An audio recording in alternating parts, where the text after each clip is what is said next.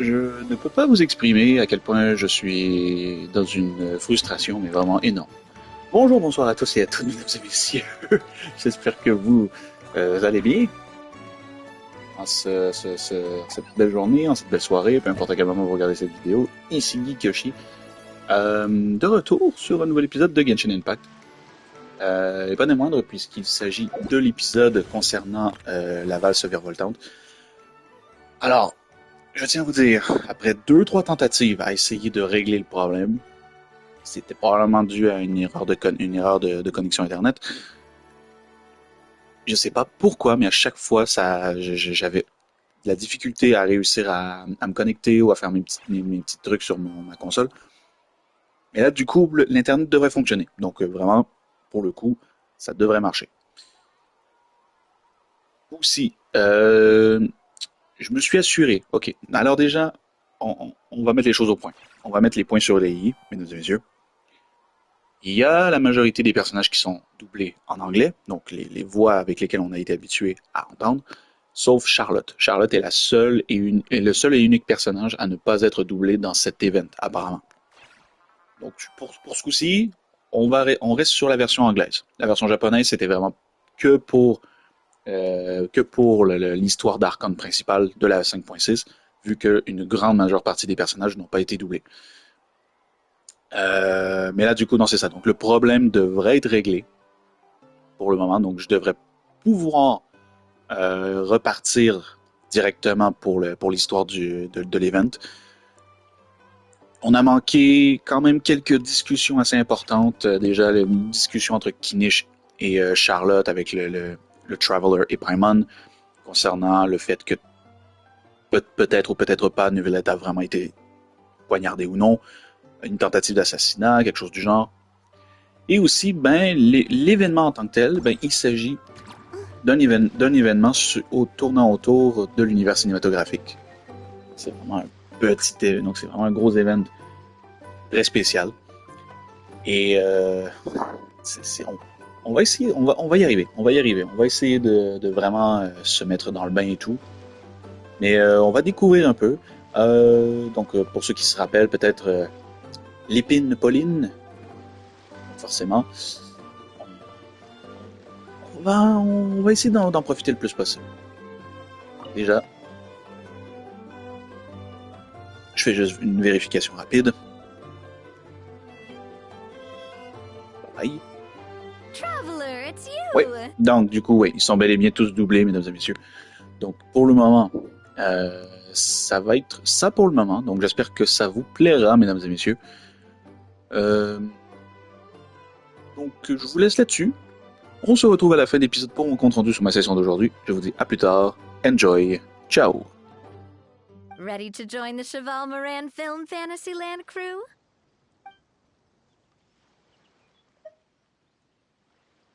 No problem. We'll be ready when you are.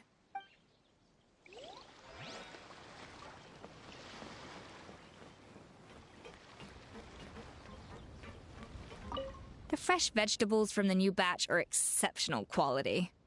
I just wish I could say the same about the new staff.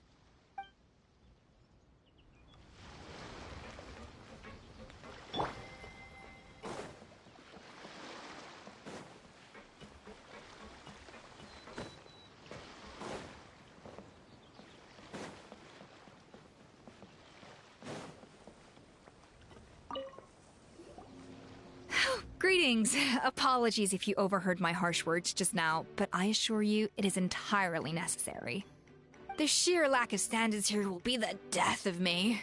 Do you have any idea of the kind of customers I'm gonna get with how lax things are at the moment? The ones that leave their guns behind by accident, and then come back to collect them later bringing ammunition with them. Yeah, that's the kind of customer you wouldn't forget in a hurry. Oh... Wait, has that happened before? No, it's just the mention of guns reminded me. Someone did actually leave their gun nearby. Huh? Just before we started setting up, as we were cleaning up the site, someone stumbled upon a mysterious locked box. It didn't look like something from Fontaine, though. It had more of a Natlanese vibe. Oh? Do you think a foreign tourist might have left it behind? That's what I assumed at first. But the box was buried beneath a pile of wooden planks, rocks, and whatnot, so it seemed like someone deliberately hid it there. But I didn't see much point in speculating, so the best thing I could think of was to hand it over to the authorities. I trekked all the way over to the Palais Mermonia just to hand it in. Ugh, it was exhausting. What did the authorities make of it? Oh, they made a mountain out of a molehill, as usual. Before even addressing the question of what was actually inside the box, they had several heated discussions about whose responsibility it was to write the lost and found notice. Thankfully, the ever-reliable Officer Sedine stepped up and immediately called in the Marechaussee Phantom to crack the lock and check if there were any dangerous items inside. And, as it turned out, there was a gun. Wow, that's a dangerous item, all right. Mind if I ask what kind of gun it was? Oh yeah, Mr. Kanich, you're from Natlan, aren't you? Do you know a lot about guns? You could say it comes with the job. I have an interest in weaponry and the like. Ugh, such a spoiled brat. What, are the toys I gave you not good enough for you anymore? Yep, got sick of those long ago. You little... How dare you turn your nose up at my gifts! Why Time for a timeout, old-timer. Sorry, where were we? Oh yeah, do you recall what the gun looked like? It's a bit hard to describe. If you ask me, it didn't even really look like a gun.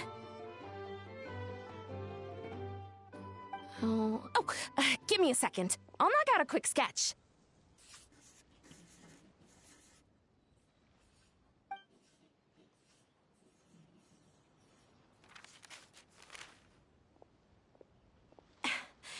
Something like this.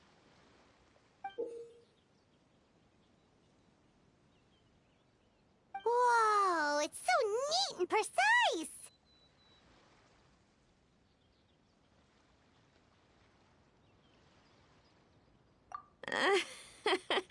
It's nothing. Sorry. Is something wrong with my drawing? I know it doesn't really look like a gun, but I assure you, this is exactly what it looked like. And it certainly could shoot as well, too. I confirmed that with the officer from the Marechaussee Phantom. No, quite the opposite. The features are very accurate, and it is definitely from Natlan. Please, don't mind me. I'm just taking a moment to admire it.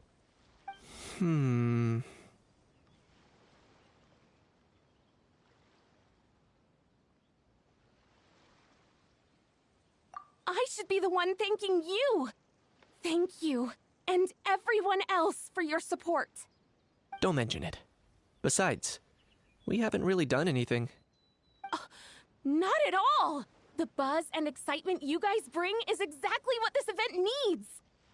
Oh dear, I'm starting to feel a bit guilty watching everyone else toil away. Guess it's about time I got back to work too. But just before I go, one last thing. Traveler, it's wonderful to see you. Here's to a successful collaboration.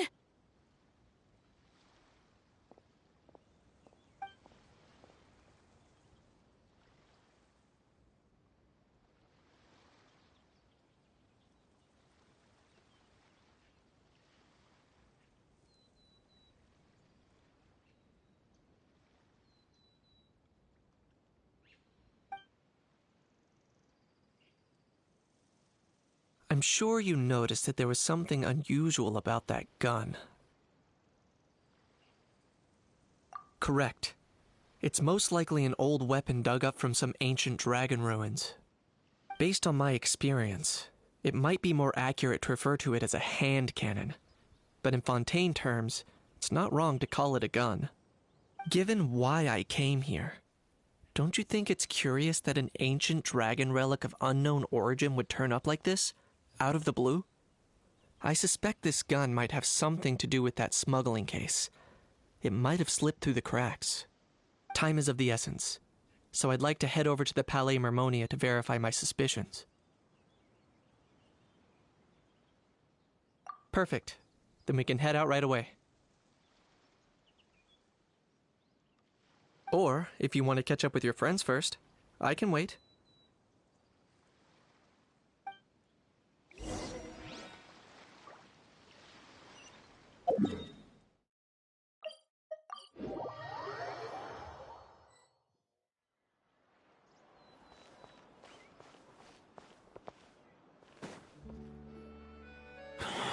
Oh, man. Bro! Are you mimicking me? Now's not the time. Come on.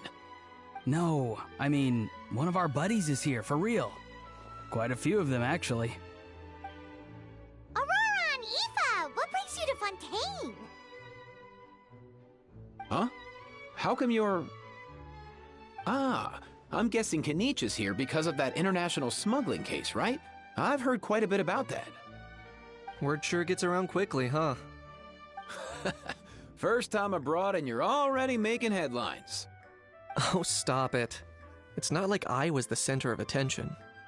Wasn't expecting to see the Traveler and Paimon here too, though. Come on, Aoife. Huh? A traveler, by definition, is someone who travels around. Fair point. Anyway, back on topic. Wait a second. I lost my train of thought.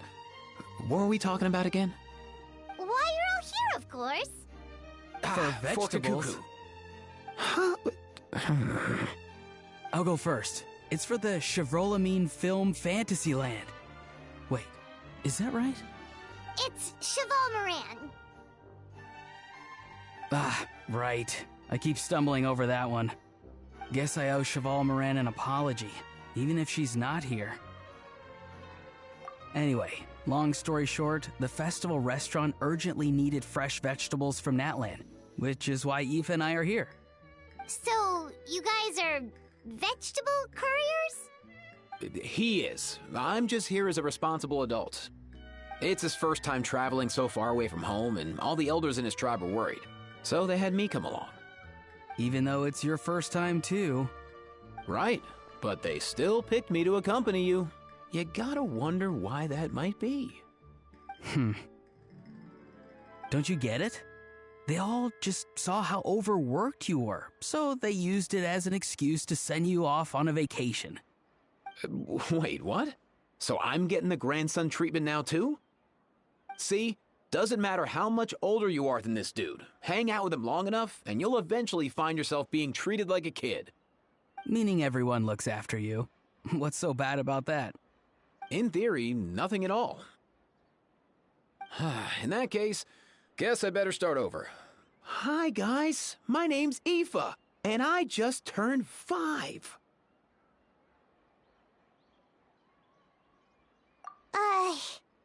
Paimon's not sure who the responsible adult is anymore. So, what about Kakuku? If he was here, we'd be making more of a ruckus than we already are. That's exactly what's got me worried. Aoife, there's nothing to worry about. You're a big boy. You can handle yourself now even without Kakuku. You think that's what I'm worried about? Anyway, my priority right now is Kakuku. Suffice it to say, Kakuku's in big doo-doo. How so? He's so small, and all he knows are a few harmless phrases. What kind of trouble could he even get himself into? Let me guess. Did he get caught out by the law on flying objects? Bro, you too? Not me. How? Oh, that pesky little chatterbox. So that's why he hasn't interrupted us this whole time. Guess he's too scared to show his face. That, plus he's already spouted enough nonsense for one day. So I've put him on mute until tomorrow. Nice one. If I was even half as decisive as you are, I would have kept a closer hold on Kakuku so he didn't get a chance to go flying off. Oh no, bro. Or rather, did Kakuku get caught by the guards for flying around? If they had managed that, we'd at least be able to track him down. But when the guards started chasing him, Kakuku flew into that building next door. I wouldn't be surprised if there was a high-stakes pursuit going down in there as we speak. Just like one of those cool crime movies. Which building? That one? Yup, that's the one. Kakuku sure has a good eye for a getaway. It's the tallest building around. I may be able to fly up pretty high, but checking every last window would still take quite a while. As for Aoife, well, let's just say he's not flying anywhere without a Saurian. Sorry about that. Not like it's my fault, though. You don't have to apologize on my behalf. Wait a sec. What's this got to do with how high you can fly? Kakuku's got himself into a real mess here. Like a panicked animal running straight into a trap. It's pretty worrying. I'm starting to picture him flapping through a barrage of gunfire while important documents are flying about left, right, and center. Heck yeah! If anyone can pull it off, it's Kakuku. He's always been such an awesome Saurus. I believe in him.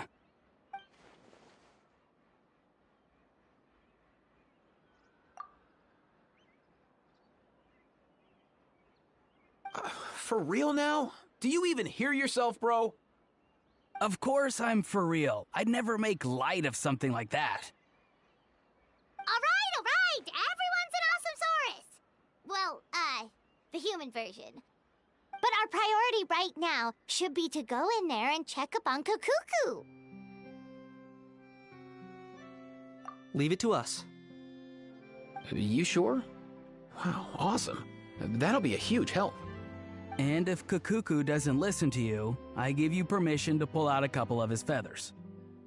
Wait, since when was that up to you? Well, then it's your call, bro.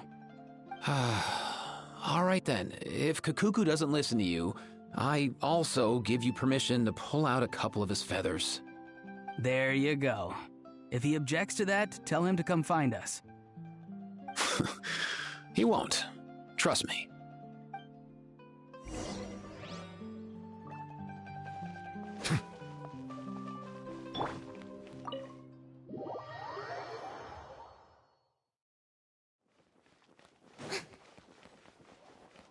Nothing new there.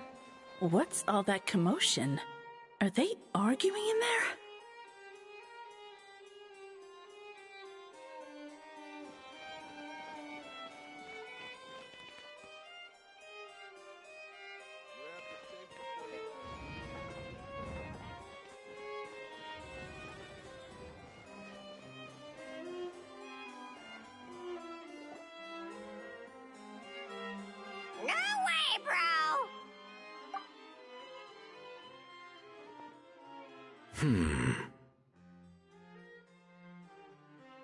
Did he say he came from Natlan?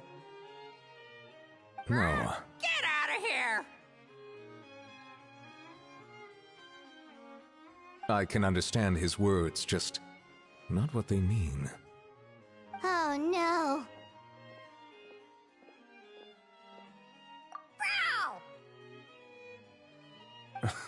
He keeps repeating the same things over and over again.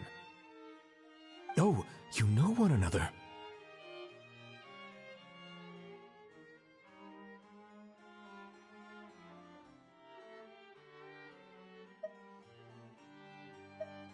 He's a friend, yeah.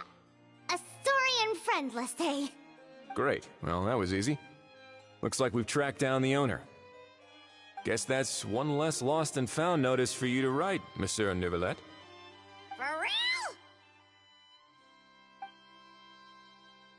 Traveler, was there something important you wanted to discuss with the Udex? I'm just about done with my business here. Need me to step out?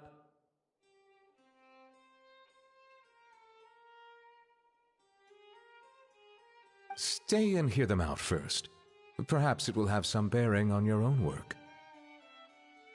If I'm not mistaken, you are the same Mr. Kanich who served as a witness in the smuggling trial?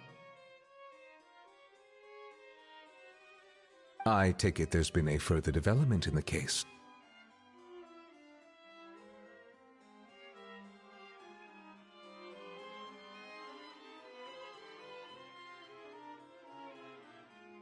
That's right. Very perceptive, Mr. Udex. So you've met Nervalette before? But wasn't the trial overseen by another judge? I've seen his photo in the papers. But as for this other gentleman... Allow me to introduce you to Mr. Wriothesley, administrator of the Fortress of Meripede. Or in layman's terms, Fontaine's prison warden. Please, feel free to share anything about the case.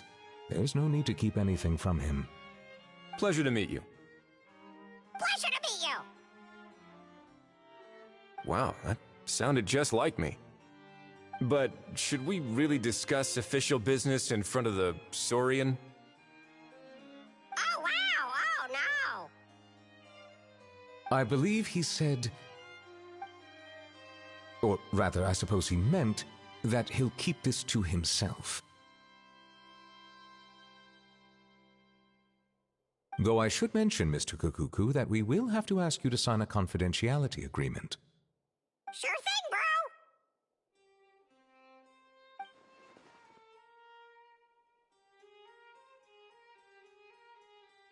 bro! Let us return to the matter at hand. Mr. Kanich, was there something else you wanted to discuss relating to the case? Yes. Let me fill you in.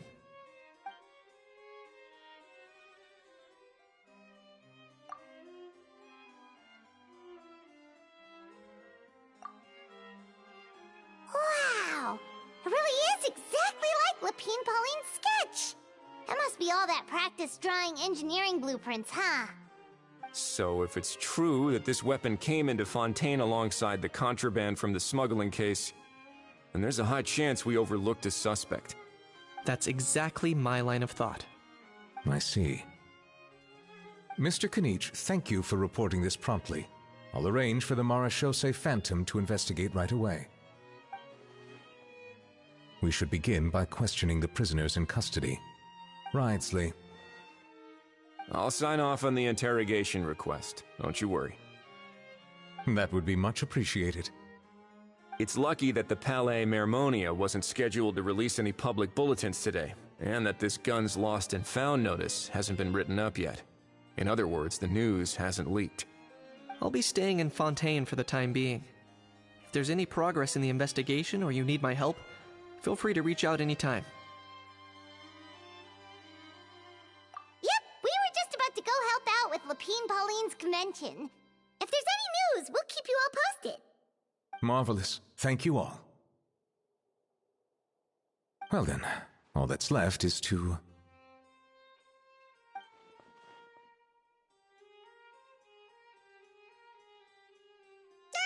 You miss me, bro? He really does come out with the most unexpected things. Who did he learn it all from? Huh. Well, it's pretty extraordinary. Anyway, according to due process, we must first determine whether Mr. Kukuku qualifies as a flying object. And, following on from our conversation just now, he also needs to sign a confidentiality agreement. Drafting said agreement may take some time. Looks like you'll be staying with us for a while then, Kukuku. Excited?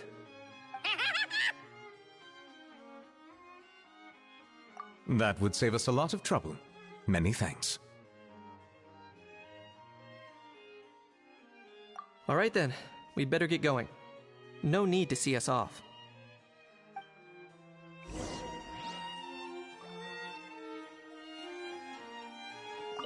I know you mentioned a while back that people from Natland would soon start showing up all over the world, but I hadn't expected anything like this.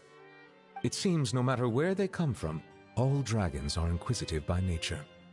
You can say that again, bro! The same might well be said for humankind. The real reason you chose to stay to investigate this case was your curiosity about Natlan and Mr. Kukuku, was it not? Guilty as charged. Nothing gets past you. So, how about we take this opportunity to chat a little more? We've got the world's best translator on hand, after all. Sure thing, bro!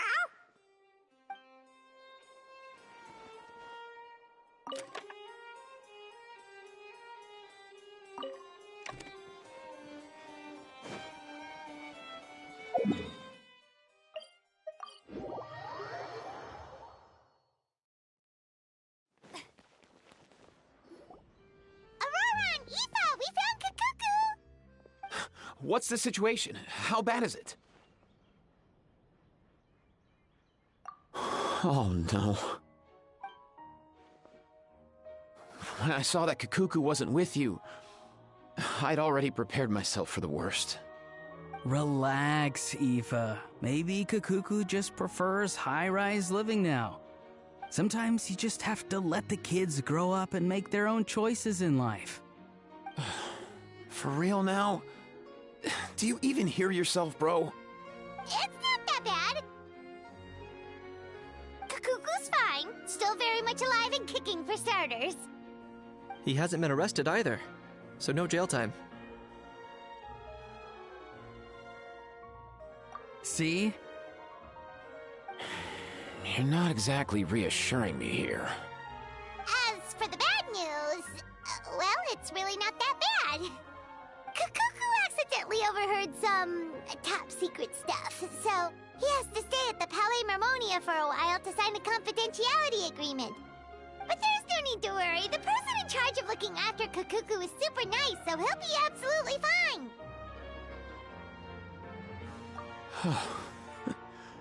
All right. That doesn't sound too bad after all. Wow, hearing that's put my mind to rest. But based on my understanding of how things work here, the ban on flying objects should be over by the time Kukuku actually gets out. What a shame. Oh well, I guess we'll just have to go have some fun without him. You don't look disappointed in the slightest. Anyway, Auroron and I will be staying in guest rooms upstairs at the Hotel de Boer for the time being. Feel free to drop by if you need us. Yay! Problem solved! Alright, let's catch up another day.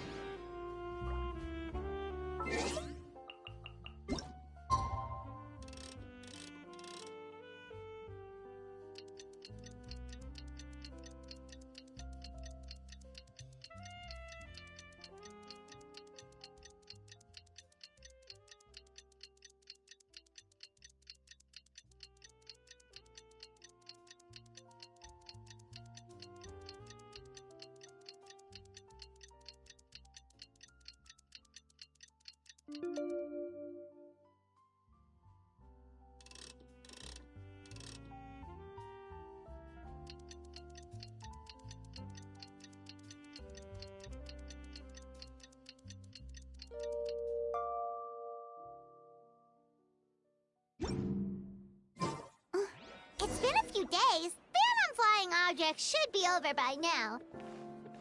Let's head over to the Palais Mermonia to see how Kukuku's doing. I have to keep an eye on the deployment of guards at all times.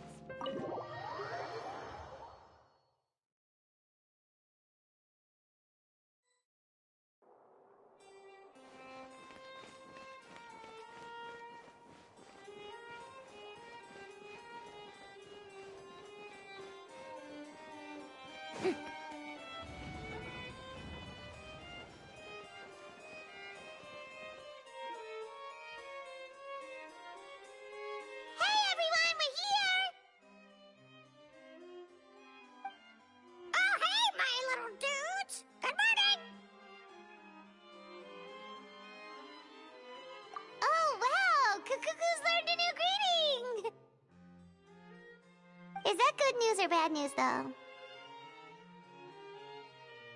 Sorry, I did everything within my power. But so far, I've only managed to teach him how to say good morning. Wait, so that's all you've been up to this whole time? Get out of here! Huh?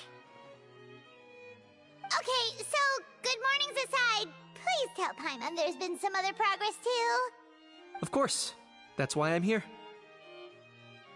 Kukuku's not the only one that Mr. Wriothesley's been getting to talk. I'm referring, of course, to the convicts. It was nothing. These guys weren't exactly tough nuts to crack. So, what's the deal? After racking their brains, they remembered speaking to an inconspicuous middle-aged man just as they were preparing to pack up and leave Natlan. He was dressed in the manner of the Children of Echoes and carrying a box. Plus, the description matches the one the gun was found in. All in all, he didn't look any different from your average Natlanese traveler. Perhaps seeing that they were dressed as merchants, this man stopped for a chat, inquiring where their goods were headed, and even asking if they could share a boat. The smugglers were very cautious, though. They didn't tell him any specifics. But all this happened before I crossed paths with them. I happened to notice them as they were preparing to set sail. I thought they looked shady, so I snuck aboard, and ended up being carried along all the way to Fontaine.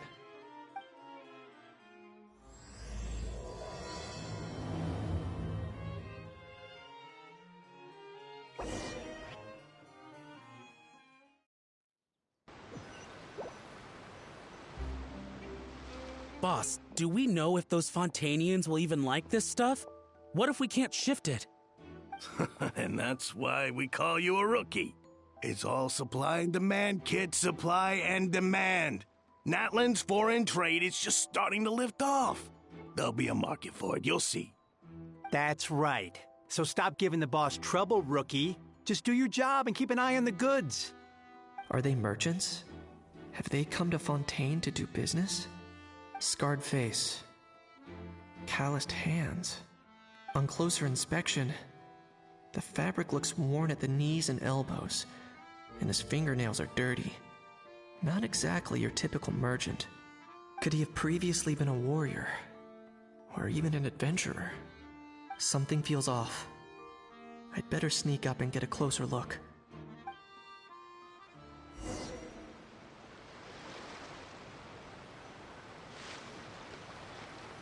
Nice thinking, boss.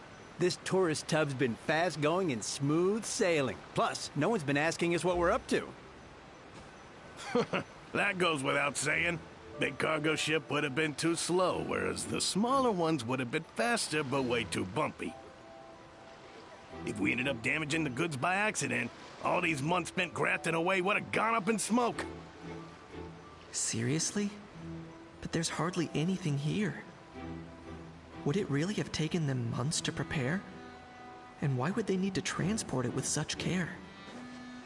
Could they be secretly smuggling precious items out of Natlan? I'll need to find a way to get to the bottom of this.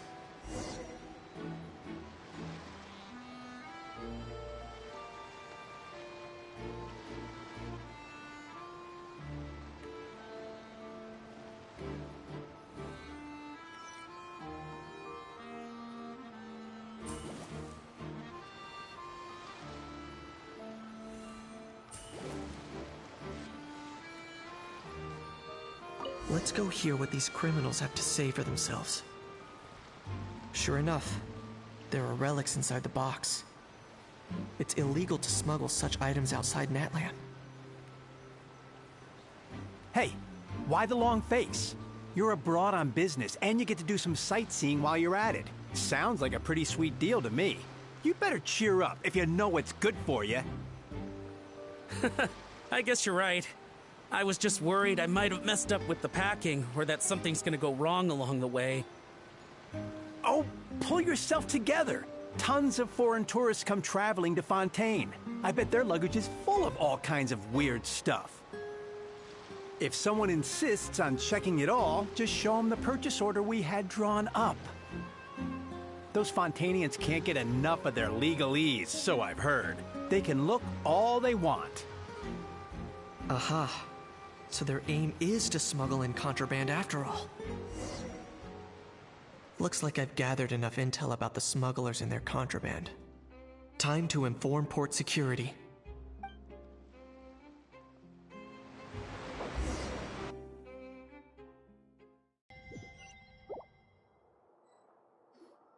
So anyway, that was when I went and told the Fontanian guards about my suspicions. After an investigation and a chase, they finally apprehended them and sent them on their way. Well, guess they're headed exactly where they should be. Thanks. Based on your recollections just now... I was completely focused on those smugglers at the time, so I wasn't really paying attention to other passers-by.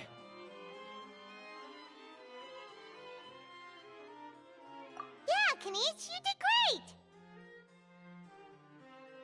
In other words, the person who brought the gun here, the one who lost it, has no connection to the smugglers whatsoever. They were working entirely on their own. Oh dear, oh dear! Sounds like Mr. Kakuku wants to chime in?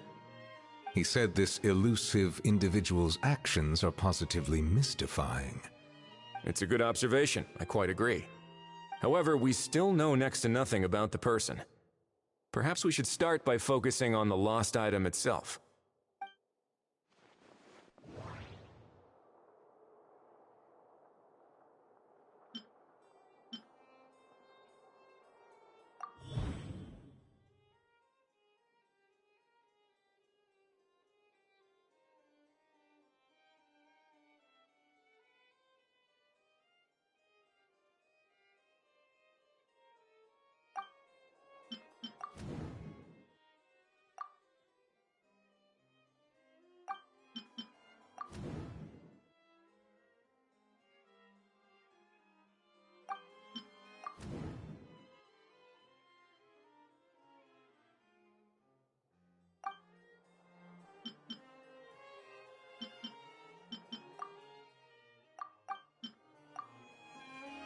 It certainly seems like it was the bait in some kind of trap.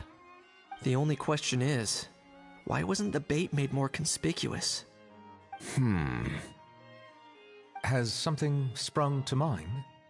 I just remembered a film I watched this one time. Huh? Oh, wow! No way, bro! Hold on, let me explain. Just now, the traveler speculated that this box might have been placed there on purpose, as if the intention was for someone to come pick it up. That got me thinking about those films about kidnapping cases. When they demand their ransom, the kidnappers tell the victim's family to leave money or valuables at a designated spot for someone to come pick up. That doesn't merely happen in films. There have been similar cases in real life. In fact, if anything, it's probably the real-life events that inspired the films. Sounds plausible. Ooh. Wait. This raises the stakes to a whole new level. If the gun really was some kind of ransom, then... Since we took the box, the kidnappers never got their payment, so... does that mean they executed the hostage?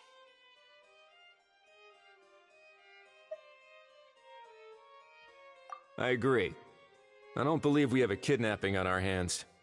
Selling off stolen goods is extra work that most kidnappers would want to avoid. Unless they're after something very specific, they tend to just ask for cash. Could we be dealing with a kidnapper who's dead set on getting their hands on an ancient dragon handgun? It's not impossible, but the likelihood is very slim. We can discount that possibility for now.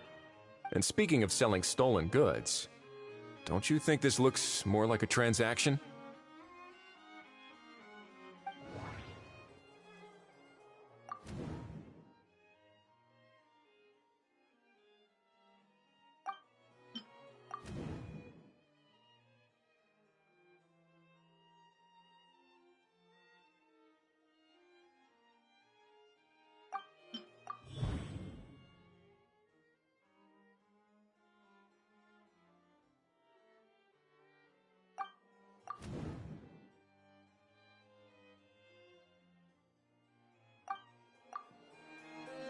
So, Bottom line, this was an individual smuggler at work. Exactly. And it was the location itself that caused the deal to fall through. The last thing they would have expected was for a quiet beach to turn into a bustling film convention overnight. Not only is the area now packed with tourists, but the Spina di Rosula have a presence there. I'll bet that both parties were completely caught off guard. That sounds like a plausible theory, but how do we verify it? Looks like your people better start rolling up their sleeves. How so? Easy. Just follow the usual procedure by putting up a lost and found notice. The more routine we make it seem, the more likely the suspect will come forward to claim it. Even if they send a proxy, we're liable to get our hands on new leads. And timing-wise, it's about time we updated the bulletin board anyway. All we need now is a lucky gestionnaire to write up the notice for us post-haste. Ah, so that's what you meant by rolling up their sleeves. In that case, I may as well write it myself. Delegating this to someone else would require an additional explanation. Or are you just not used to asking others to work overtime? Is that really a major concern here? Well, looks like I won't be needed around here. At least until the notice has been posted. You could always wait here if you like. The Palais Mermonia serves a particularly fine cup of tea if that swings it for you. Thanks, but no thanks. I left a very noisy creature with a friend before heading out, so I should probably get back to feed it. Ah, I wasn't aware that you had a pet, Mr. Kenichi. Speaking of pets... Get out of here! Out of here! Yep, that's the plan. Out of here indeed. I believe that what Wriothesley is trying to say is, you are free to leave, Mr. Kukuku. Furthermore, it has been determined that Mr. Kukuku should not, in fact, be classified as a flying object. As such, he shall be free to move around Fontaine whenever he so pleases. You're the best, bro! Oh, that really is good news! Travelers, should we bring Kukuku back to Aoife and Auroron? I shall leave him in your capable hands.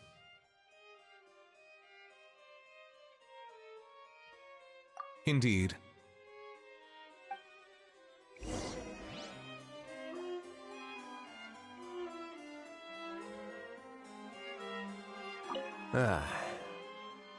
You know, all this has made me realize that I'd quite like to have a pet. If that proves inconvenient within the Fortress of Meropide, perhaps you should consider finding a place in the Court of Fontaine. That actually sounds like a good idea. In the past, I always dismissed the idea of buying a property in the city.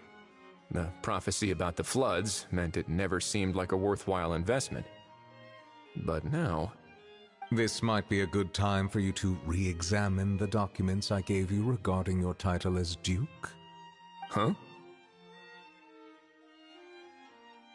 Citizens with honorary titles are eligible for certain benefits when purchasing property in the Court of Fontaine. Really? How about this? You read through your documents from start to finish, while I write up the lost and found notice.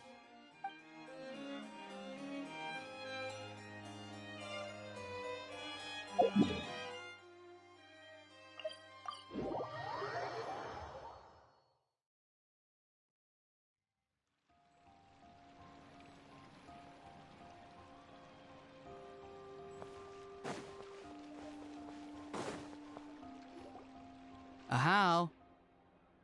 What? What now?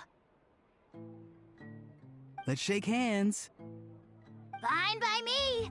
Get ready for a knuckle sandwich! Ugh.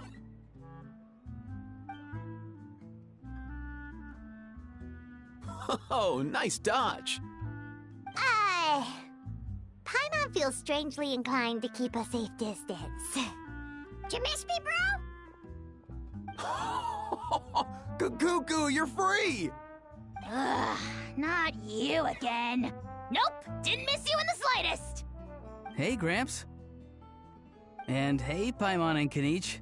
It's good to see you all. Thanks for bringing Kukuku back. Get it away! Get it away from me! Nice to meet you, bro. Who are you calling bro? Say that again to my face! I dare you. If you've got the energy to argue this much, you're clearly not hungry yet.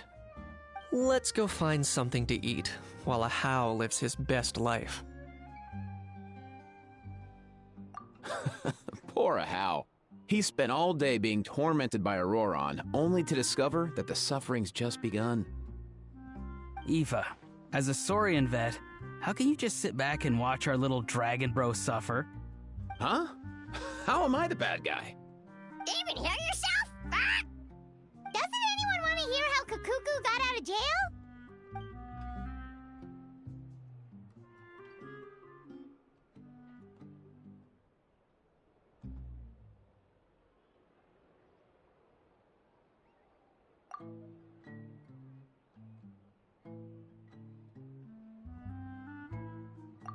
Don't lose hope, How.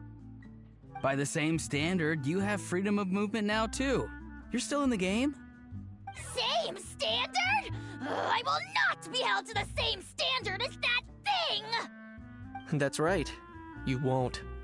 As far as I understand, the Palais Mermonia will want to assess your case on its own merits before they grant you freedom of movement.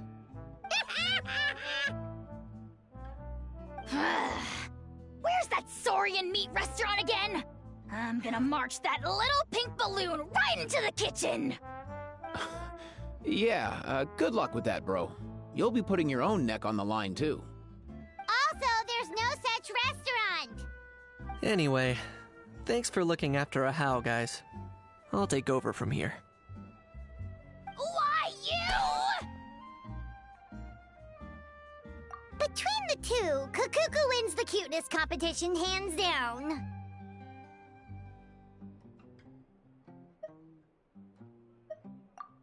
Really? Thanks! Wait, who are the other contestants, though?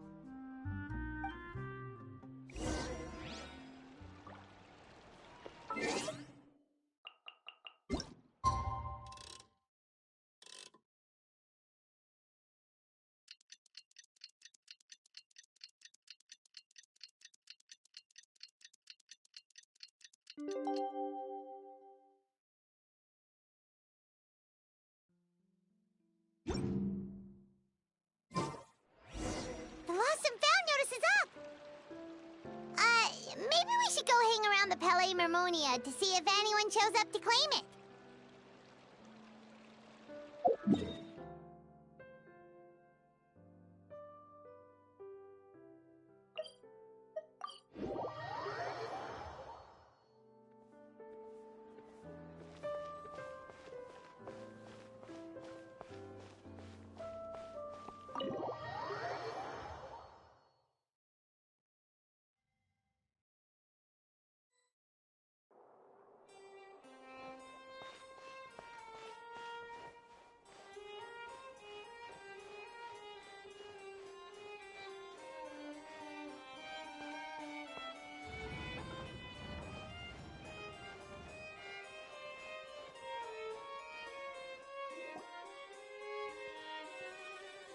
Huh, looks like there were quite a few others with the same idea.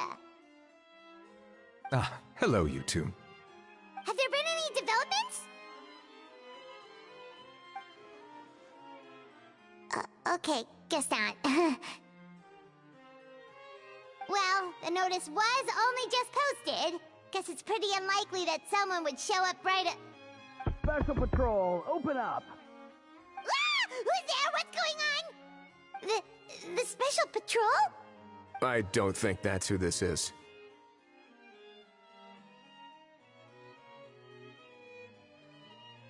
Hey, this isn't the time for silly jokes! Let's go check it out.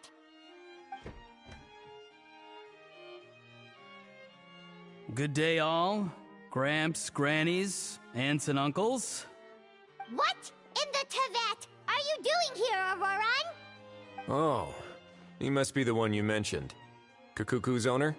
One of his owners. Kind of. But, bro, what are you doing here? I'm here to claim a lost item. Is this the person you saw on the boat, Mr. Kinich? Somehow I highly doubt that. For starters, he just addressed us as Gramps and Grannies. And unless this is the youngest looking middle-aged man in the world, I don't think he's our guy. Huh. Was there something wrong with my door-knocking etiquette? That's how they do it in all the films. That's not door-knocking etiquette. That's the Special Security and Surveillance Patrol doing their job. Completely different things. Oh, I see. I figured it was just a polite way of requesting entry to show the people inside you had something important to discuss. Oh, sorry about that. I totally goofed that one up. Give me a moment. I'll go back out and try again.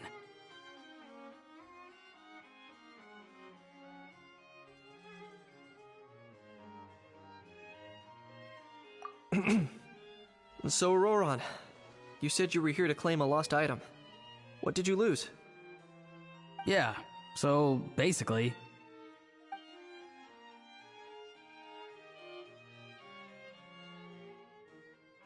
For real now? Oh, come on,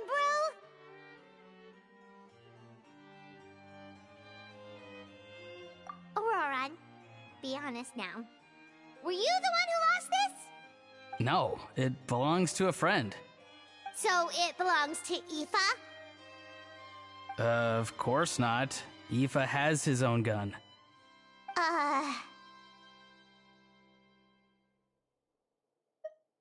All right then. I knew this wouldn't go well.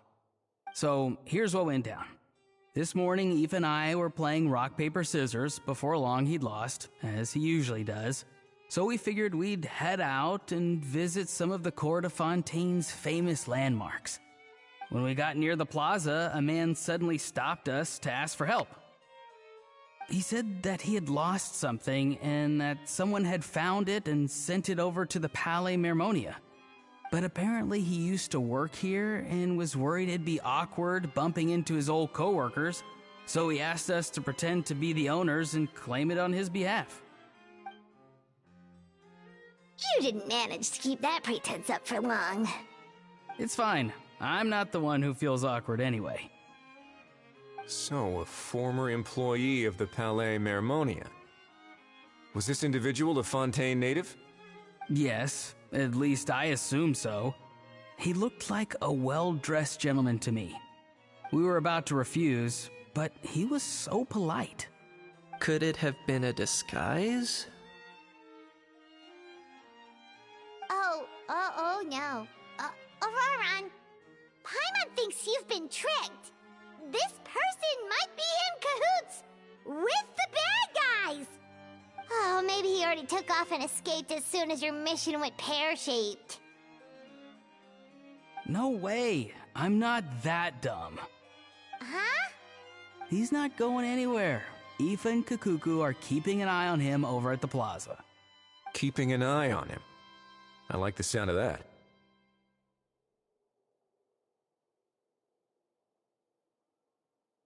In that case, let's hurry over to where Aoife is! Time to catch that con man and find out what's really going on here! Wait a minute, I have a question first. Traveler, Paimon, you're pretty famous in Natlan, right? Oh, we're basically household names. But why do you ask?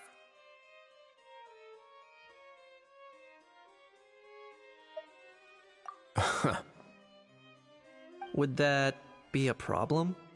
Remember when I said that the seller might be watching in secret? If so, then picking Auroran to do their dirty work was a careless mistake on their part. It suggests that the person who got Auroran to claim the item might not be fully in the know themselves. There are plenty of unanswered questions, but standing around racking our brains won't help. However, I still suggest that the famous faces among us, meaning the Traveler and Kinich, oh, and of course, Monsieur and Nivelette too, stay here for the time being. We'll empty the box, give it to Auroran, and then he can claim the item as if nothing happened. I'll follow to check if anyone is watching. I doubt anyone would recognize me anyway, so I shouldn't draw too much attention.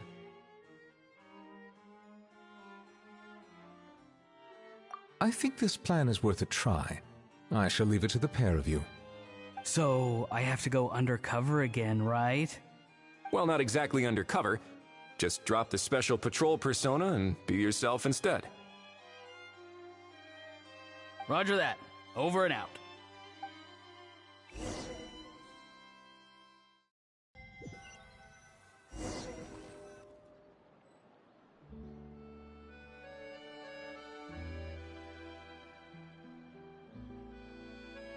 No sign of any suspicious individuals around here. Auroron has entered the elevator as planned. I'll head over to the plaza now. Welcome to Ballet,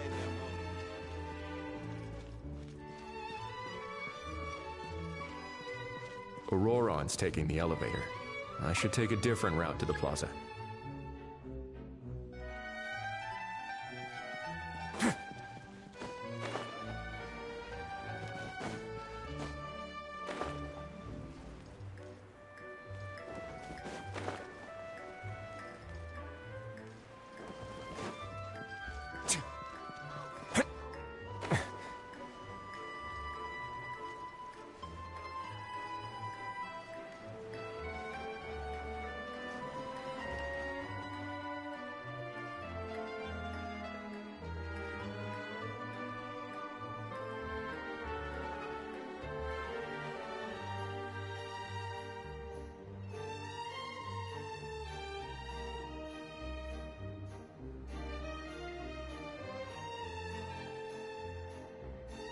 Nothing suspicious going on here, either.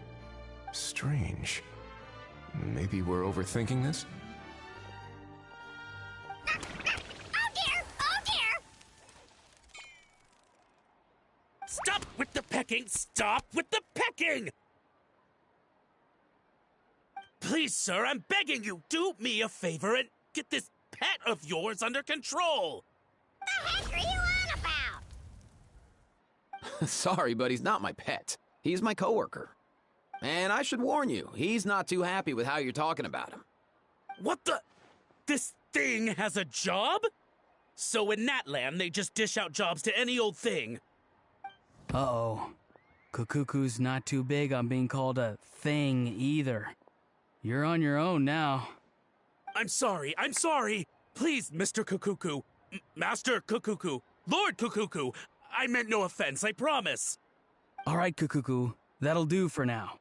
Let me ask him some questions first. Sure thing, bro.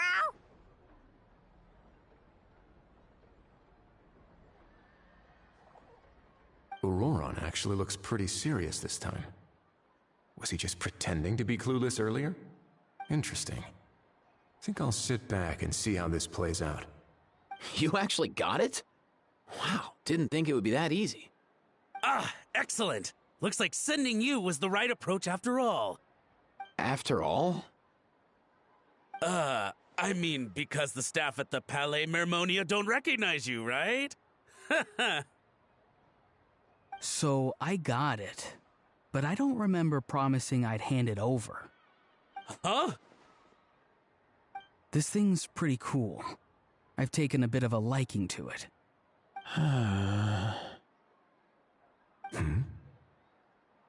Please don't do this, my good sir, my master, my lord. My very life hangs in the balance. His life hangs in the balance? If this means so much to you, what are you gonna offer me in return? Are you trying to get him to say my life? How'd you know that? Because I watched that film with you. You should drop the act. We don't want a real misunderstanding in our hands. You're probably right. But honestly, I don't know what else to say. Sorry, this is the most myself I can be. Is that enough? Enough. More than enough. Who's this dude? Just think of me as a staff member from the Palais Mermonia. Now, if you don't mind, I have some questions for this gentleman about that life or death treasure you were just discussing. Truthful answers appreciated, of course. Oh no, I'm toast now. What's that supposed to mean? You don't think the Palais Mermonia has the ability to protect our citizens? No, I mean, yes, of course they do. Please ask away. I could do that. But I'd rather you just tell the whole story, from the beginning. I suppose I only have myself to blame. Such a rare antique, I couldn't resist. I'm a collector of antiques. Nothing excites me more than rare, old relics, and to be completely honest, if someone's selling, I'm buying. I don't care to ask where they sourced their goods. As for the seller of this particular item, well, I've never met him in person. We've had some prior dealings, but always under the cover of coded ads in some shady tabloids. Lost and found notices, missing person ads, that sort of thing. As long as I took care to hide a time and place somewhere within the text, then slipped some mora into the envelope before submitting the ad, it would get published. And that was that. No fuss, no trace. Simple, right? Normally, everything goes off without a hitch. But this time, I arrive at the pickup spot expecting a discreet in and out, and instead, I find a whole construction crew at work. That was not what we'd agreed. But I couldn't just let it go, so I reached out to him again the same way as usual. He replied, and do you know what he said? He told me that the item's now in the Palais Mermonia. Well, he wasn't lying about that. He insisted that it would be inconvenient for him to make an appearance himself, but said that if I could somehow find a way to retrieve it from the Palais, he'd give me a discount on the price. Of course it wasn't the discount that swung it. Do I look like I'm strapped for cash? Feeling smug now, are we? Feeling smug now, are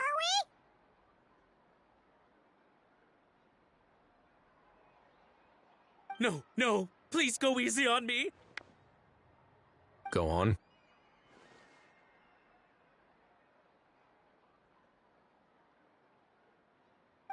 Where was I? Well, anyway, I thought to myself, seeing as the item itself came from Natlan, it would make more sense if I could find someone from there to go retrieve it.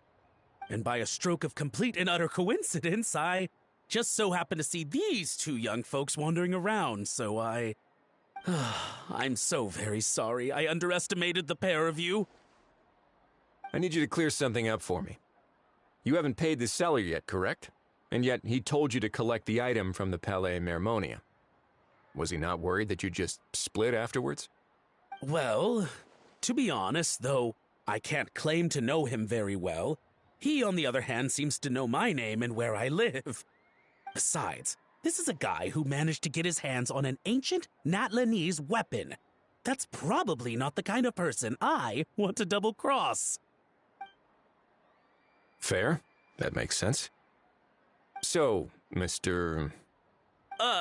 Please, just call me Argento. All right, Mr. Argento. Listen very carefully to what I'm about to say. It will determine how much of the rest of your life you'll be spending beneath the waves. What does he mean? Is he gonna drown him just like they do in those gangster films? Oh, I get it. He's talking about that place at the bottom of the Fontanian Sea. Shh, can it? Owing to your suspected involvement in the illicit trade of Natlanese relics, you're now one of the suspects in an international smuggling case. A trip to the Opera Epiclese seems unavoidable at this stage, but on the bright side, you still have one chance to make things right.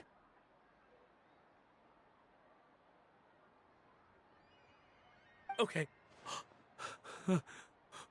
Do I really? Please tell me what to do. It's very simple.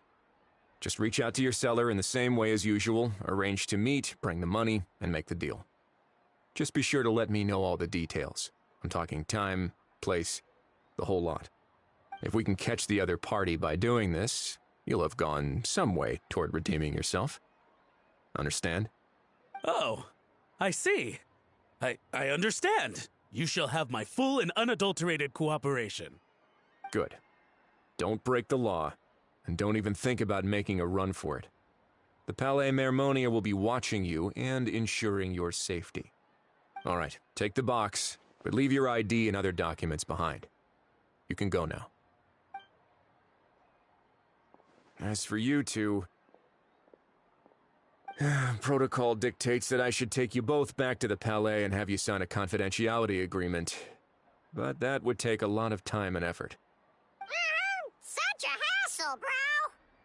See? Mr. Kakuku knows exactly where I'm coming from. So, I was thinking, since you're all friends of the Traveler... I understand, sir. We got dragged into this by accident, and it has diddly squat to do with us. Out of respect for the Traveler, we won't say another word. Oh, I know this part. We better keep our mouths shut, or we'll both be sleeping with the fishes in the tailor-made pair of cement shoes. In that case, I understand completely. Not exactly what I was going for, but if that's how you want to understand it, then be my guest. Then it's settled. Thanks for your help.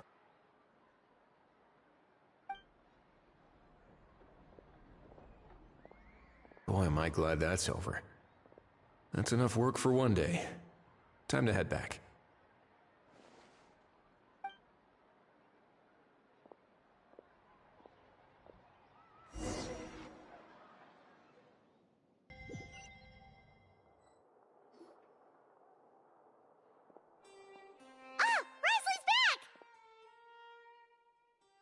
Judging by your expression, it must be good news, huh? It went smoothly, on the whole.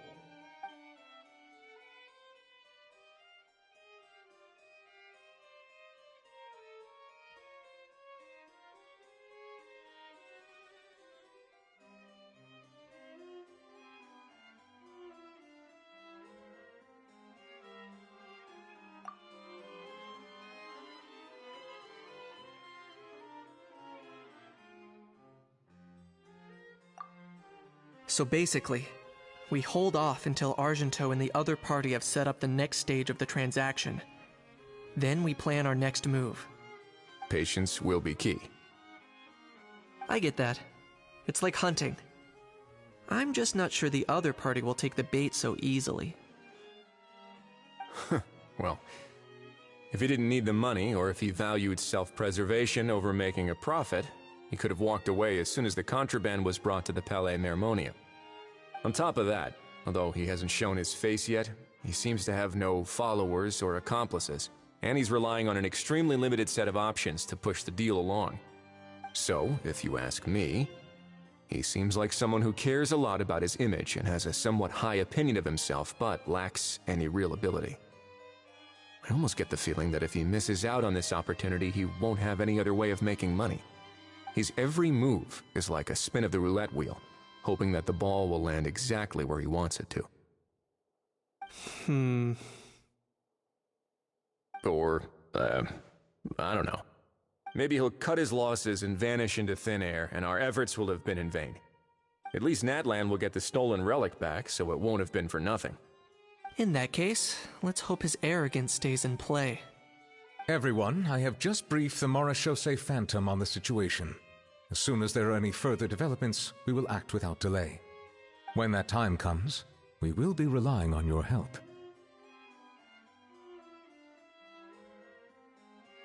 We'll be waiting for the good news!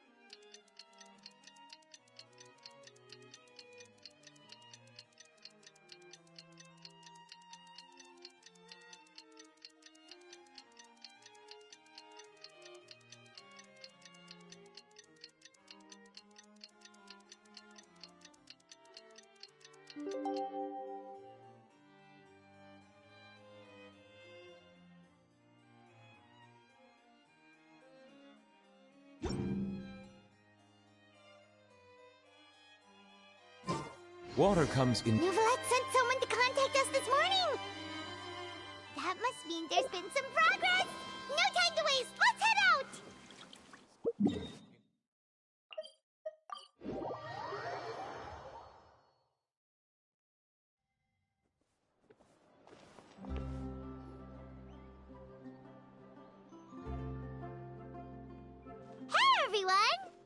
we're not late, are we? No, you're just in time. Well rested, I trust? A great way to stay energetic, certainly. We received word from Mr. Argenteau yesterday, confirming the time and location of the transaction. It'll take place this afternoon, and it turns out it'll be somewhere we all know pretty well, too. The Film Fantasyland restaurant. Oh, really? Huh. He sure does like that place. Seems like you share our concerns, Traveler. Indeed. Capturing someone in a crowded event venue will be much more challenging than in an open area. The criminal might try to blend in with the crowd, or even escape by taking hostages. In light of this, we've had to make additional preparations. As soon as we received the news yesterday, we began coordinating with the Marechaussee Phantom and the Special Security and Surveillance Patrol. We'll be deploying lots of undercover agents on site. If things go south, the safety of the civilians will be our top priority. Of course, fingers crossed, everything will go without a hitch. I noticed a bunch of familiar faces from the previous case, like Captain Chevreuse of the Special Patrol, so I'm feeling optimistic. We'll trust your instincts, then. Oh, yeah, and by the way, we've also been in communication with Miss Lapine Pauline and Miss Navia. The Spina di Rosula will provide support within a controlled scope, so there's no need to worry. The only potential issue is with Miss Escoffier.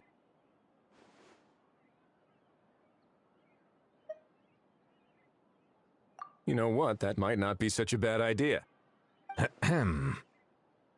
All right, no more jokes. Miss Escoffier has made it clear that she doesn't want her restaurant to suffer any losses as a result of this operation. But, well, I have a feeling things might not go quite as smoothly as she hopes. To be honest, we shouldn't have dragged you into this in the first place, and it's caused you quite enough trouble already. The Fontanian authorities should be able to handle the rest from here. But still, I'm guessing you'd like to see how it all turns out. Well then, feel free to head down to the scene, but just stay alert and play it by ear. You won't necessarily have to do anything, unless things go pear-shaped, of course. I'll do my best to ensure that things don't escalate to that point. Of course. There are still a lot of unanswered questions, but our intel so far indicates that the culprit's from Natlan. Plus, I'm already a witness in this case. Might as well see this thing through to the end. That's the Kenichi we know and love!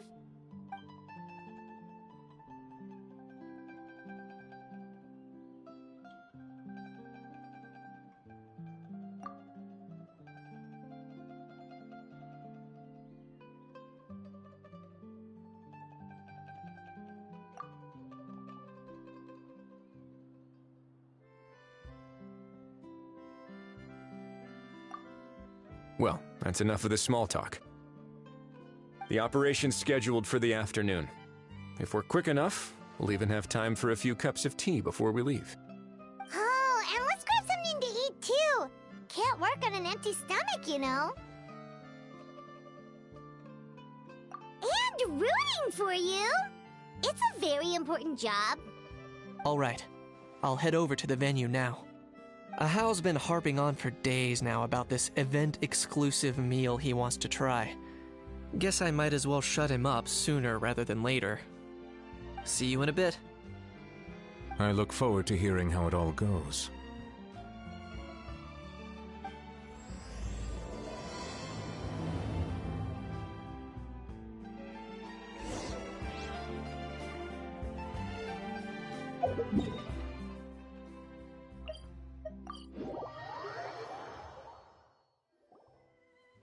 This beach seems to be getting livelier by the day.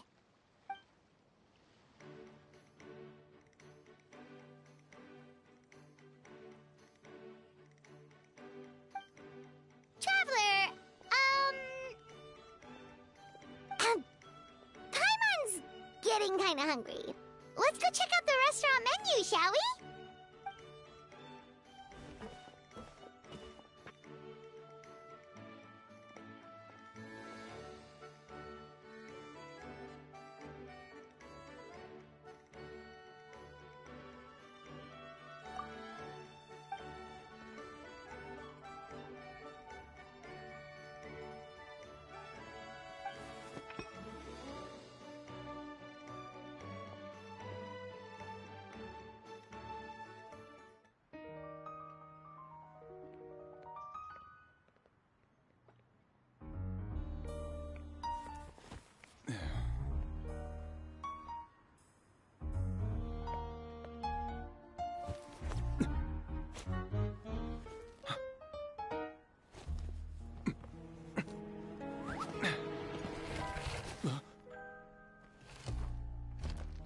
Your friend thought you might be thirsty.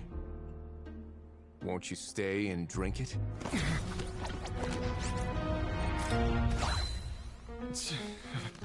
I tend to steer clear of drinks left out in the open.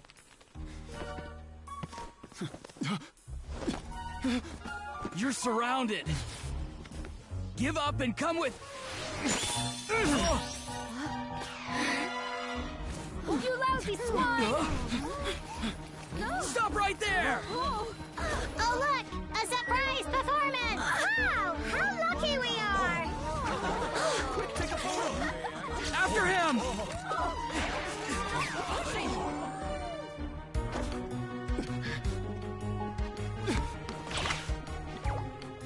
Sorry, my guy. Unlicensed and illegally docked. This boat's not going anywhere.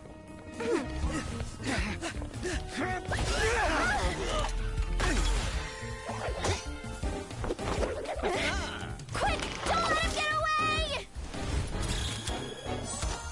Be careful! Amazing! Lowly worm! No one flies higher than the almighty Dragon Lord! Who's stealing my fuck? Ah, you again! You're driving me crazy! Oh, wow, Bravo!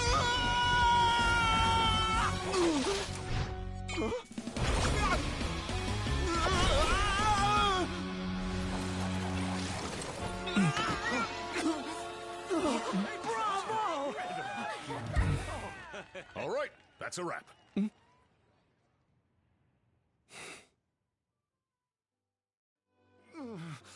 Unbelievable! You can't just drag someone around like that! Such blatant disregard for human life! I'm gonna sue the living daylights out of you! Will you now? I think I did you a favor by pulling you away from your audience. Saved you some face at the very least.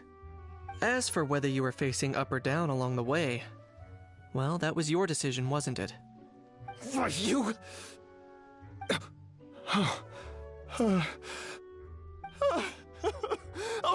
All right, I admit it. I was in the wrong. Oh, of course I know the difference between right and wrong, but I had no choice. I desperately needed the money. I was an expert on ancient relics. Not only did I have a successful career, but a happy family too. But my son, I never imagined he'd turn out this way. Fell in with the wrong crowd and ended up shoulder deep in gambling. We had some savings, but he drained them away like a waterfall. Once he fell into debt, he had creditors regularly coming over to threaten and intimidate him. I'm his father. How could I just stand by and watch him suffer like that? Oh, my son is about the same age as you are. If only he could have turned out more like you. That's the only reason I needed the money. Please, believe me. You... Please, kid, I'm begging you. Help me. I see you're from Natlan too. That makes us brothers. Please, have mercy. I still have a chance to help my son straighten himself out. But only if I get back. If I go to prison now, he'll be doomed, I tell you, doomed! And isn't standing together and fighting for a better future what families do? Our fate is in your hands, young man. Please, have a heart. Something wrong, Kanich? Gone soft, have we?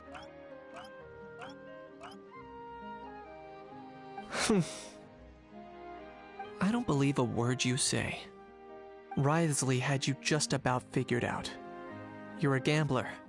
Pure and simple. A gambler? Me? Nonsense! I told you, it's my son! First of all, are you really from Natlan? You've been keeping tabs on the gun's whereabouts this whole time. You should have recognized at least one familiar face by now. On top of that, the way you threatened to sue me? Spoken like a true Fontanian, if you ask me. Huh? What kind of logic is that? I can't explain. I actually grew up in...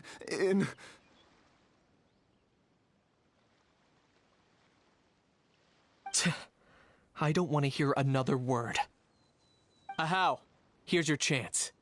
Shut someone else up for once. The moment I've been waiting for. Eat this, scumbag! Being a compulsive liar is one of the hallmarks of a die-hard gambler. I bet you're just a Fontanian pretending to be from Natlan. Even if you have any friends or family to speak of, I'm guessing they've long since cut all ties with you. And you have your depraved ways to thank for that. Of course, I might be wrong.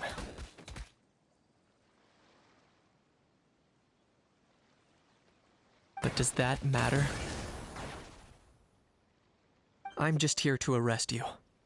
If you're looking for an advocate or a shoulder to cry on, you're out of luck.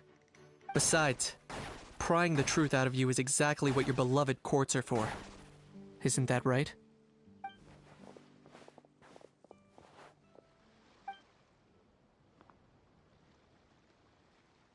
Many thanks.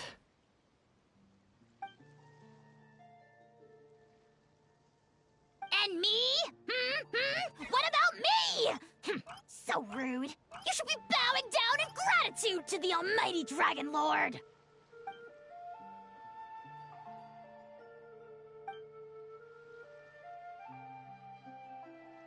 Hey, what do you mean? Hold it right there! Don't worry. I'm fine. I wasn't the one who just got dragged all the way here.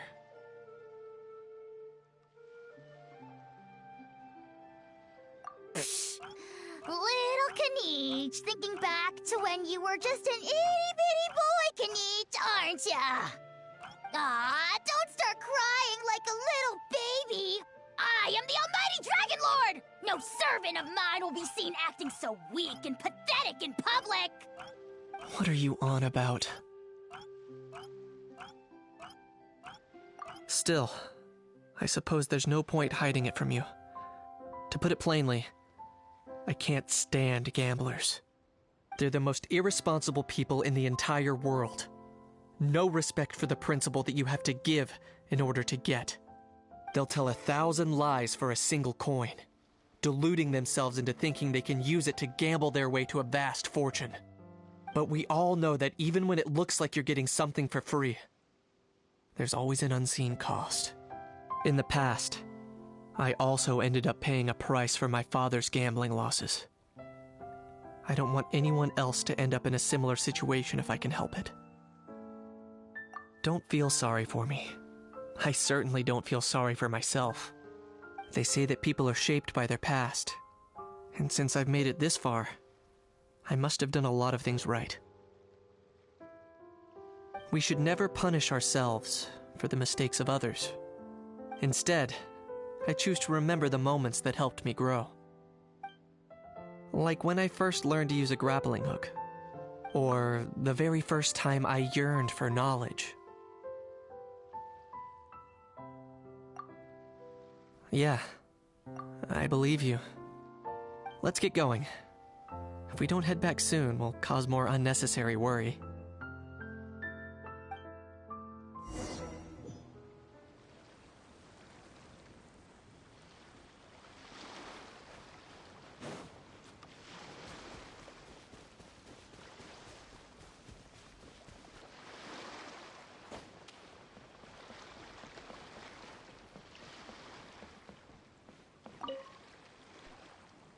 Traveler Kniech, you're back!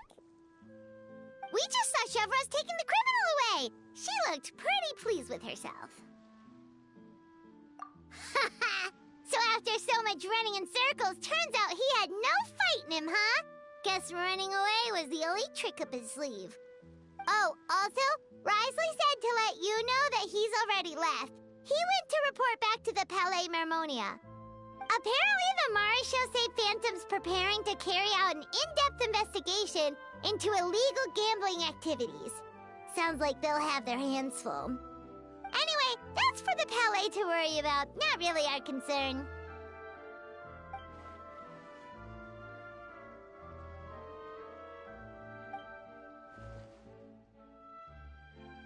Hey, it's not like you to give up so easily, Charlotte.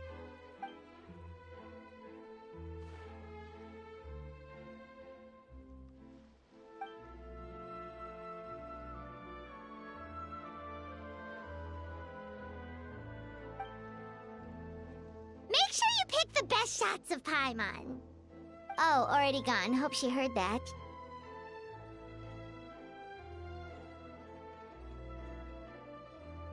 Yeah, you're right. But what took you all so long to get here? Did something happen?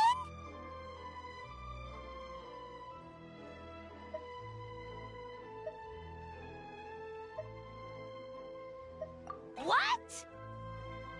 Rumors and slander! When have I, the almighty Dragon Lord, Kahulahau, ever sunk to such sniveling? Often, actually.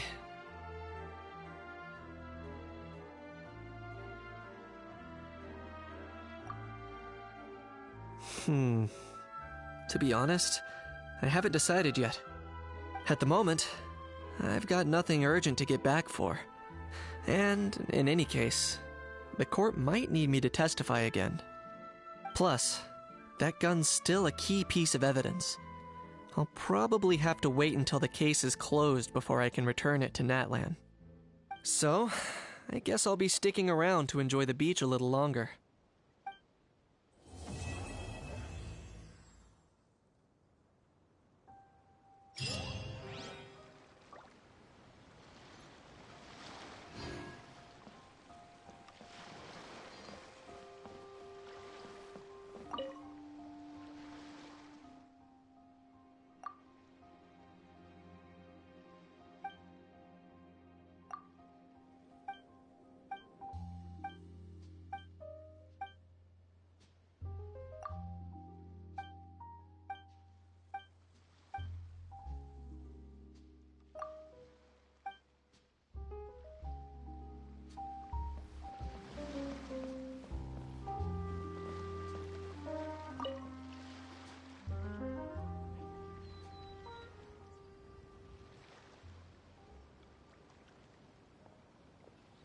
Traveler, ready to join the Cheval Moran Film Fantasy? No problem.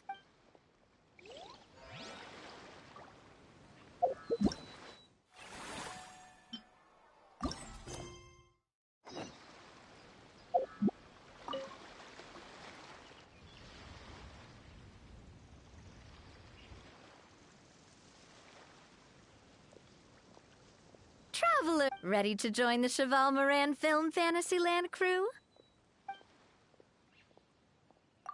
It's time, dear partner and Paimon, for us to turn our attention to the Cheval Moran Film Fantasyland. As I mentioned, the park was started up by enthusiasts who brought in the Spina di Rosula to handle the planning, construction, and operations.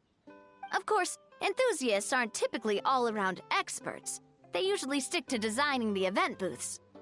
We, for our part, handle long-term operations and develop standardized strategy guides for the different activities. Long-term operations? Strategy? It all sounds so complicated. We spend most of our time adventuring and we barely have any experience running a stall. Do you think we can handle this?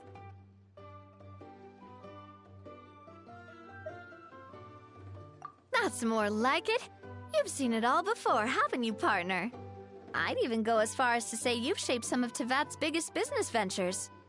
Anyway, first things first. Let's get an overview of how the whole festival's gonna be run.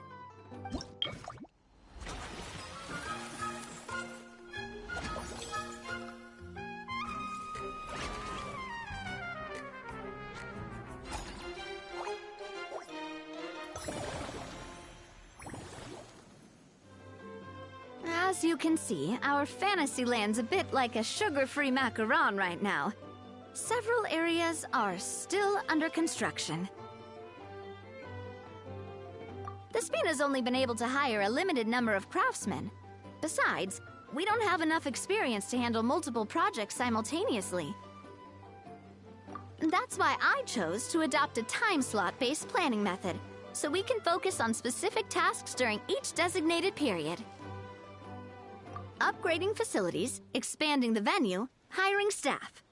All of this requires funds and time slots to accomplish. So, it's our job to allocate precious time slots in each business cycle to the most worthwhile tasks.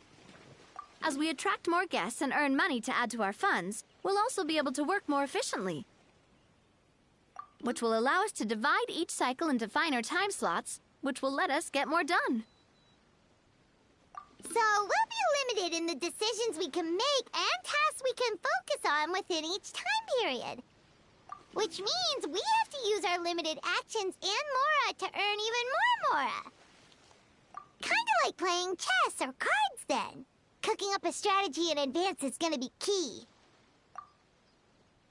Paimon thinks she just about gets it. How do you feel about it, Traveler? Yep, come on, we can do this. You mentioned standardized strategy guides just now.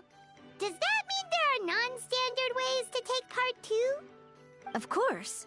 Film and entertainment mean different things to different people. And there's gonna be a wide range of exciting activities for people to try out.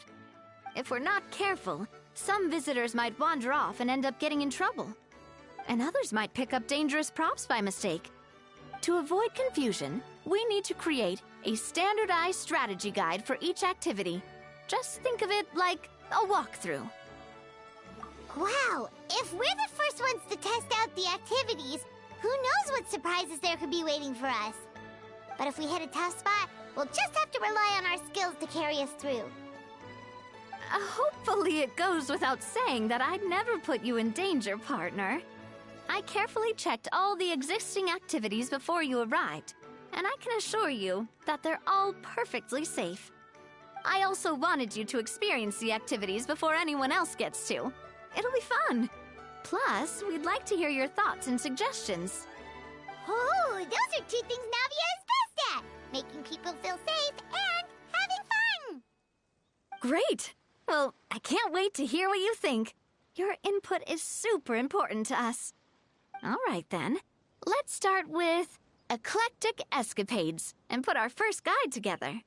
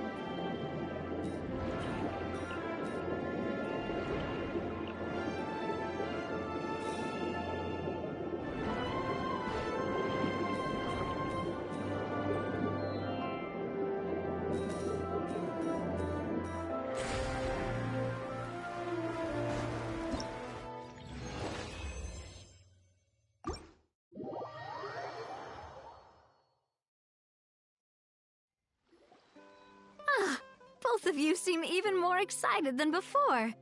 Looks like your first trial run didn't disappoint. Paimon hasn't actually watched that many films, but after trying it out, she might just be hooked! We should check out the film that it's based on! Great job, Paimon. That's exactly what our enthusiast friends were hoping you'd say. They'd be beyond delighted to hear that visitors are curious about the films that inspired these attractions. Some have even been willing to contribute extra funds out of their own pockets. Where budgets have allowed, of course. Out of their own pockets? That's right. While the Spina di Rosula covers the cost of basic booth materials and rental fees, many fans have personally funded promotional materials and related merchandise. The cost of the booth itself isn't their main expense. Some of them have already started designing spin-off products inspired by film characters. Take our official mascot, Surintendant Chevalmoran, for instance. She won second place in the last most popular character poll for the comic film category, and was even dubbed the pinnacle of round, bouncy cuteness. Many people have expressed interest in designing cushions based on her image, using the highest quality fabrics and hiring the most skilled artisans to mass produce them. These cushions will officially go on sale at the next convention alongside lots of similar products.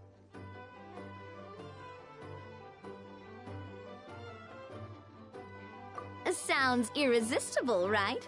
Plus, as Surintendant Chevalmoran's guardian and official image rights agent, Farina will receive 60% of the sales revenue. After all, the fans are doing this voluntarily, not for profit, but to promote Surintendant Chevalmoran's adorable image.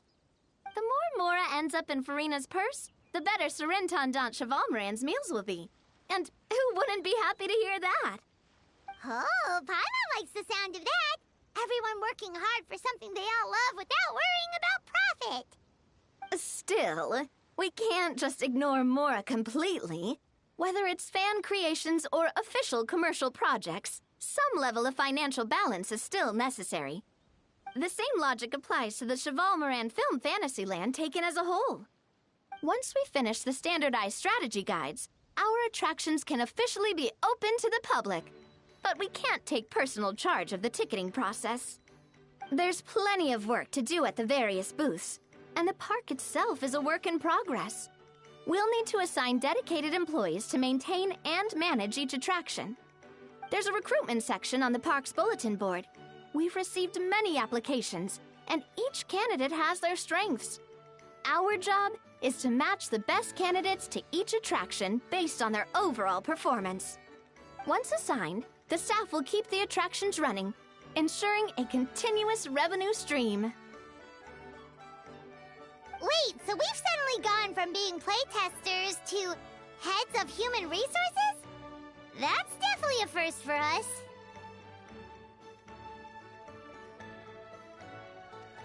Just don't hold everyone up to your own standards, okay? You can't expect everyone else to be as capable as you. Alright, time to review some resumes. Fingers crossed we'll get some exceptional candidates.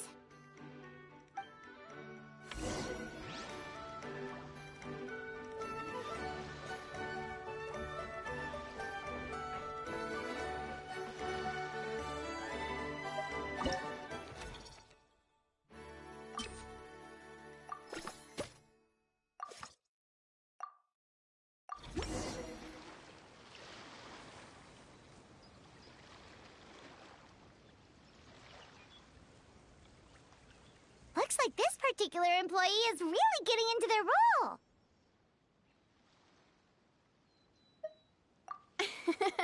You're both doing great. You sound more like bosses than I do. In any case, with this, the Chevalmoran Film Fantasyland is now officially open. Running a theme park is a long-term project. You won't make much if you try and rush it. We're just about done with our current work setup, so let's take a short break and wait for this cycle's revenue report to come in.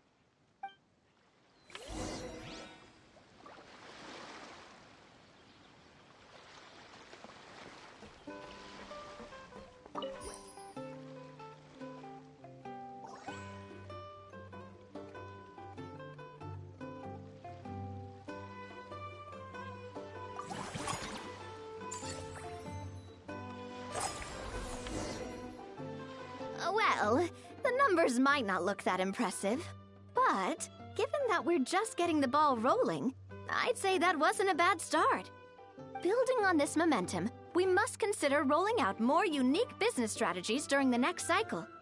To draw in the crowds, I've invited one of Fontaine's very own celebrity chefs, my good friend Escoffier. She'll be performing right here in the amusement park's restaurant. On that note, let's go catch up with her. So, is the restaurant part of our business strategy too? There are so many layers to this operation.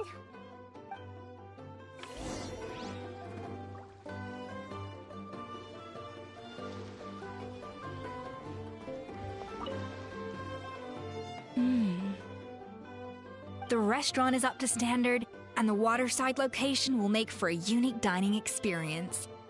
The beautiful scenic reflections in the water create a stunning backdrop, lifting diners' spirits and allowing them to truly savor their meals.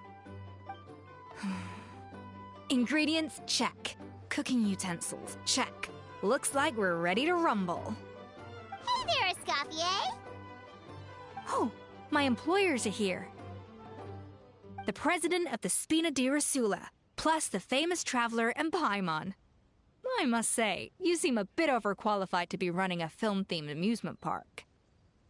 I'd say that if anyone here was overqualified, it would be the former head chef of the Hotel de Boer. Wherever you walk, the aroma of fine cuisine follows in your wake.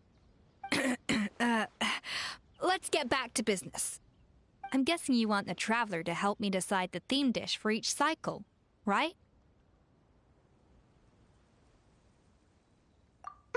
This is the business strategy I mentioned earlier.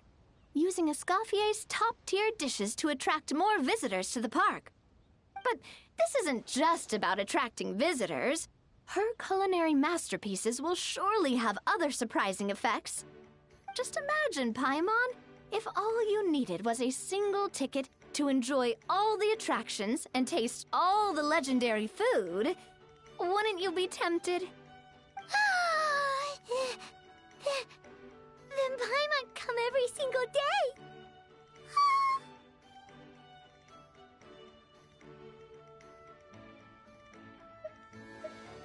Now, here's the twist. To get the most out of this strategy, the menu can't be made public. Based on research by a certain food branding consultant, many restaurants have started offering a special chef's surprise dish. So give me some inspiration every few business cycles, and I'll decide on our next theme dish. Now then, give me your hand.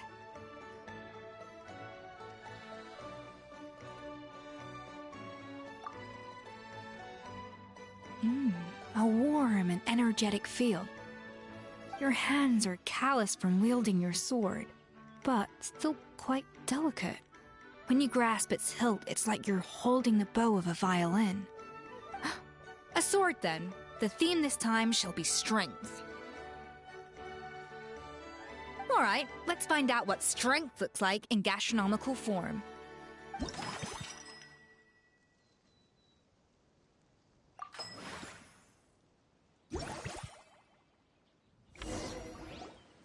I've refined the sauce for these barbecue ribs. It's a richer flavor than the classic version, but not at all greasy.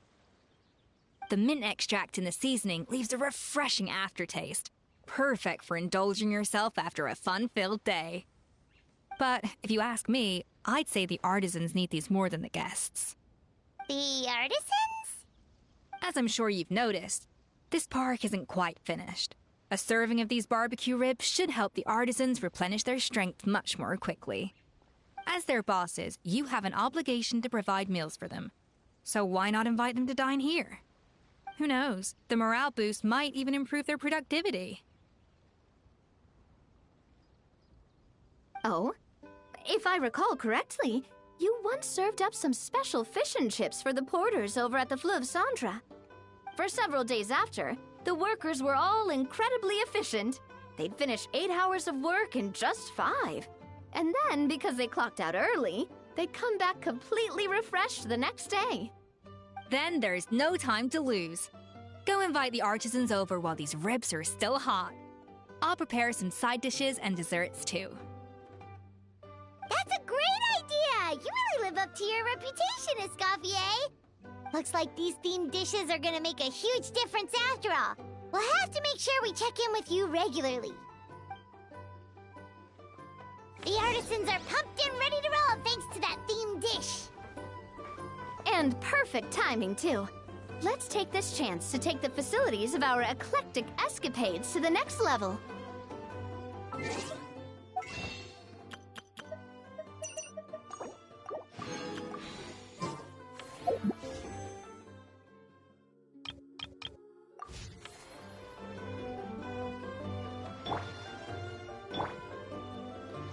Bon, mesdames et messieurs, c'est ici que je vais m'arrêter pour aujourd'hui. Je commence à être légèrement un petit peu fatigué. Que je vais peut-être compléter ce qui reste de l'événement dans une prochaine vidéo, donc dans un prochain épisode. Clairement, l'épisode que je ferai demain, ou plutôt au courant de ce soir, en fait, comme je fais à chaque fois.